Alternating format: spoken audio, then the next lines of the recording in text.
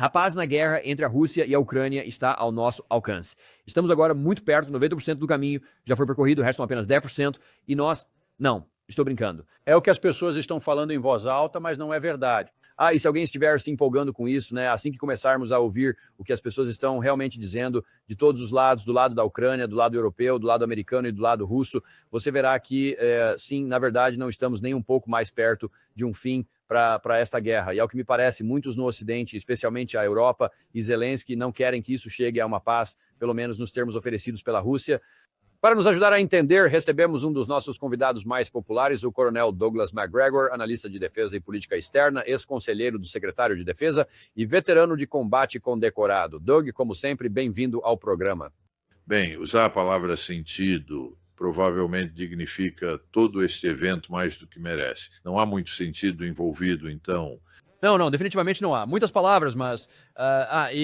sabe, eu só queria a sua opinião, porque ontem à tarde, por volta das 3 ou 4 da tarde, horário de Washington DC, ontem muitas palavras fortes saindo de Berlim.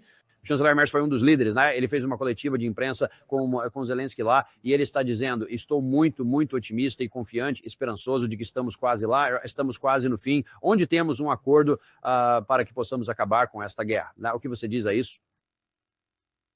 Esses são ofensivas de relações públicas, com o objetivo de criar a ilusão de que os governos das nações ocidentais, especificamente Berlim, Paris e Londres, estão realmente engajados em um trabalho útil e em diplomacia. Não estão, de forma alguma.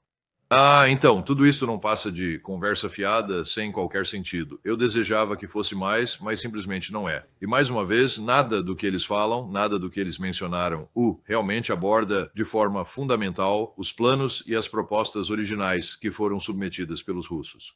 Novamente, os russos nunca procuraram algum tipo de solução interina ou um cessar-fogo de curto prazo. Eles sempre estiveram interessados numa nova arquitetura de segurança na Europa que proporcionasse maior segurança, não só para si próprios, mas para todos. E nunca houve qualquer disposição para chegar a tal resultado. Agora, eu não sei o porquê. Até certo ponto comecei a pensar que ninguém na Europa ou nos Estados Unidos é capaz de pensar muito além do próximo trimestre. Sabe, essa é a nossa forma de vida neste país. 3 ou 4 meses, o que faremos então? Os russos buscam uma estrutura organizacional para a paz que proporcione estabilidade e condições de prosperidade que durem por décadas. Então, os dois realmente não estão se falando. Então, o que quer que eles disseram é entretenimento para o Ocidente, mas é, de outra forma, completamente sem sentido. Infelizmente é difícil argumentar com isso, né? Quer dizer, mesmo sem olhar para algumas das declarações específicas, considerando a história dos últimos 4 anos e a destruição de toda a diplomacia em que o Ocidente tem estado envolvido ao longo de todo este processo, não é surpreendente, né? Mas vamos entrar em alguns detalhes aqui, porque isto foi da Grã-Bretanha ontem. Mark Galeotti estava a falar sobre 2 das questões espinhosas que realmente permanecem. Nós também tivemos a declaração que dizia que 90% dos problemas foram resolvidos, o que pode muito bem ser verdade, mas os 10% que restam são muito espinhosos. Mas o interessante é que, na verdade, se pensarmos bem, os 2 pontos cruciais que pareciam poder descarrilar o processo eram as garantias de segurança para a Ucrânia e a questão territorial. Em outras palavras, a exigência de Putin para que a Ucrânia ceda partes, as porções ainda não conquistadas da região de Donetsk. Agora, os europeus estão afirmando que, de certa forma, já delinearam garantias de segurança. Não temos, no entanto, a menor ideia se essas propostas serão aceitáveis para Putin. E ainda não há indícios de que Zelensky esteja disposto a ceder o território estrategicamente crucial. Então, eu ainda sinto que temos 2 questões cruciais que ainda não foram resolvidas. Mas todo o resto está a funcionar e o ambiente é muito positivo. Então podemos sempre cruzar os dedos e esperar. Tipo, acho que o último comentário dele sobre a atmosfera estar funcionando, quer dizer, isso quase que diretamente confirma o que você acabou de dizer, que isso é sobre teatro político e sobre a ilusão de progresso, mas não progresso real. Porque acho que ele está certo, Doug. Acho que essas 2 questões são das mais difíceis. E vamos analisá-los em ordem. Em primeiro lugar, estas garantias de segurança. Você realmente enxerga alguma possibilidade de que a Europa e os Estados Unidos venham a fornecer garantias de segurança semelhantes ao artigo 5º, que é a reivindicação? Não, e a noção de que nós, aqui nos Estados Unidos, ou para ser mais exato, qualquer uma das potências europeias, poderíamos oferecer algum tipo de garantia permanente aos ucranianos de que, caso se encontrem em conflito com os russos ou com qualquer outra nação, todos nós iremos instantaneamente ao seu resgate, isso é um completo disparate. E eu acho que este homem, Mark Galeotti, não sei de onde ele é, nome estranho para um inglês, mas enfim, acho que ele está a adorar a pílula, para ser franco. Não há qualquer hipótese de que algo saia disto. E simplesmente dizer, bem, sabe que Zelensky aceita a neutralidade. Bem, Zelensky, na verdade, não tem absolutamente nada a ver com isso. É o que precisa acontecer. Isso é o preordenado. Os russos não vão aceitar absolutamente nada menos. Acho que é tudo um grande disparate. É trágico, isso não vai mudar absolutamente nada. E os russos sabem muito bem que a única forma de resolver este problema é continuar a avançar em direção ao Ocidente. E eu penso que é exatamente isso que eles farão. Bem, não é nem passar batom num porco, mas sim uma cara feliz num rato morto. Isso nunca tinha ouvido essa expressão antes. Isso acho que é bem indicativo de qual é a situação. No entanto, acho que essa é provavelmente a melhor. A única pergunta, então, é por que alguém se importa com o que Zelensky quer ou precisa neste ponto? É parte do ponto onde eu meio que quero chegar com isso, porque realmente me parece que o Ocidente e o Ocidente, a Europa e a Ucrânia juntos parecem querer que esta guerra se prolongue indefinidamente. E para que fim, sobre isso só me resta especular, mas a evidência nas ações que essas pessoas estão tomando, para mim, é que elas estão literalmente sabotando qualquer possibilidade de paz a cada oportunidade. Então, é o que me parece, de fato. Sim, não, eu acho que está correto. Porque, novamente, esses globalistas que estão no comando em Berlim, Paris e Londres não podem de forma alguma admitir que estavam errados, que fizeram um cálculo errado.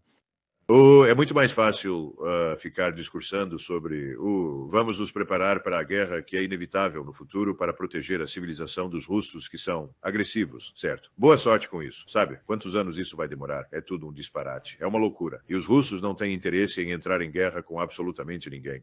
Eles simplesmente querem segurança e eles a merecem. Assim como nós queremos segurança em nossas fronteiras e segurança em nossa vizinhança, eles também. Eu acho que isso é tudo teatro. Não creio que devamos levar nada disso a sério. E qualquer um que o faça é delirante, mas temos muitas pessoas delirantes em Washington, D.C. Sim, e uma das coisas que queremos fazer aqui é desvendar um pouco do véu e da ficção sobre isso para mostrar por que o que você diz é preciso. E falamos sobre as garantias de segurança, você disse que não há chance nisso. Né? A segunda questão de que ele falava, talvez ainda mais forte, e essa é o território dos 4 oblasts. Há algumas alegações de que o Ocidente está dizendo que tem algum tipo de possibilidade com a Rússia para dizer, tudo bem, vou te dizer uma coisa, vocês podem ficar com a área de Donbas. Disse o lado ucraniano se retirará disso, voltando para uma certa linha, então você tem tudo isso. E em troca, você apenas estabelece a linha de contato em Zaporizhia e Kherson, no sul, e essa se torna a nova linha divisória, pelo menos por enquanto. Então vocês terão que ceder o território que corresponde às fronteiras administrativas de Kherson e Zaporizhia e de alguma forma as pessoas estão pensando que isso será um bom compromisso. O problema é que os russos, ontem à noite, Sergei Ryabkov, na ABC News, disse, sim, nós não estamos dispostos a comprometer em nada, não podemos. Nós só podemos tomar todos aqueles territórios. Então, quase não importa o que mais você queira discutir, 95% ou qualquer que seja o número, isso simplesmente não pode. Até agora você tem, categoricamente, opiniões totalmente contrárias sobre o território. Trocas territoriais, trocas populacionais e alterações de fronteiras são parte integrante da história europeia. Se você realmente deseja paz e estabilidade na Europa Oriental, você terá de aceitar a realidade de que as fronteiras agora se modificarão. A Ucrânia demonstrou conclusivamente que não consegue, de forma alguma, defender-se contra o ataque do poderio russo. A OTAN revelou-se o tigre de papel, que, claro, é o que os líderes da OTAN sempre insistiram que a Rússia era. O tigre de papel falhou. Armas, equipamento militar, tudo do lado da OTAN falhou em corresponder às expectativas. Então, a guerra está, de fato, militarmente, no fim. O que é que vamos fazer agora? Podemos ficar à margem, podemos apenas criticar, podemos lançar epítetos às pessoas. Suponho que poderíamos escalar para um nível nuclear, o que seria massivamente suicida para a Europa e para nós. Então, não vejo isso acontecer de forma alguma. Então, o que é que se faz? Bem, vocês fazem o que os europeus estão a fazer. Por um lado, penso que existe um desejo de tentar ganhar tempo. Ou não sei o que eles esperam que mude ou aconteça enquanto tentam ganhar tempo. E por outro lado, há um desejo de simplesmente viver em negação. Não admitam. Se você não admite que é verdade, então não é verdade mesmo. Essa é a mentalidade que se observa na Europa Ocidental. Mas a verdade é inegável e muito clara. O poder militar russo esmagou seus oponentes. E os oponentes não são apenas os ucranianos, são também a OTAN. E isto é humilhante, é desastroso para a NATO, e a NATO sempre foi uma aliança defensiva, nunca foi projetada nem construída para travar uma guerra ofensiva. Então, tentar fazer isso simplesmente falhou. Sim, é hora de admitir que não deu certo. É hora de procurar por alternativas ao atual status quo. Mas em vez de fazer isso, somos mais como uma Áustria-Hungria reacionária dos anos 40 ou 50 do século XIX, tentando agarrar-se ao que quer que exista até o amargo fim, até que se torne patentemente óbvio que não pode ser feito. É trágico, é lamentável, vai fazer com que mais pessoas morram do que o necessário, haverá mais sofrimento. Eu acho que vocês verão ataques mais decisivos na Ucrânia, particularmente na sua infraestrutura energética, a ponto de a Ucrânia não ter mais nenhuma forma de eletricidade ou iluminação. Então, o que se faz? Não estamos ajudando, sabe? A coisa mais importante que o presidente Trump poderia ter feito e ainda não fez é dizer, olha, a guerra acabou, a Rússia venceu. É hora de sentar e aceitar a realidade dos fatos. E, em última análise, cabe aos europeus sentarem-se à mesa com a Ucrânia e tornar isso muito claro. Então, alguém precisa dizer ao Zelensky, obrigado pelo seu interesse na segurança internacional. Por que você não parte para Israel amanhã de manhã, onde estará seguro de extradição e de processos criminais? Não há futuro para nada disso. Isso é uma completa perda de tempo. A Rússia acabou de mobilizar mais algumas centenas de milhares de homens. A sua força continua a crescer em termos de tamanho, capacidade, alcance e poder. A quem estamos a enganar? Absolutamente nada parecido está a acontecer no Ocidente. Seria preciso uma década ou mais para o Ocidente sequer se aproximar. Então, tem que haver algum evento que nos faça refletir, eu suponho, e isso ainda não aconteceu, mas pode acontecer. E se Zelensky conseguir o que quer, acho que ele pode precipitar parte disso, como você sugeriu, ou Gary acabou de te mostrar aquela manchete? Isso é de hoje, onde Zelensky está até dizendo, eu nem vou fazer a primeira parte, nem vamos nos retirar do Donbas, mas definitivamente vamos tomar mais território no sul, como se estivesse em uma posição de poder. Agora, você pode pensar no mundo racional, que dadas as palavras que saíram de Berlim ontem, e eles dizem, estamos 90% do caminho, estamos fazendo muito progresso, estou otimista com isso, especialmente de Merz, que você poderia esperar que Zelensky cooperasse, você poderia esperar que ele dissesse, ei, sabe de uma coisa, vamos ver onde isso vai dar. Mas em vez disso, esta manhã, ele fez um discurso perante o parlamento holandês, e ele estava um tanto menos do que arrependido. É precisamente nesse ponto que o verdadeiro caminho para a paz se inicia. Não é suficiente apenas forçar a Rússia a aceitar um acordo.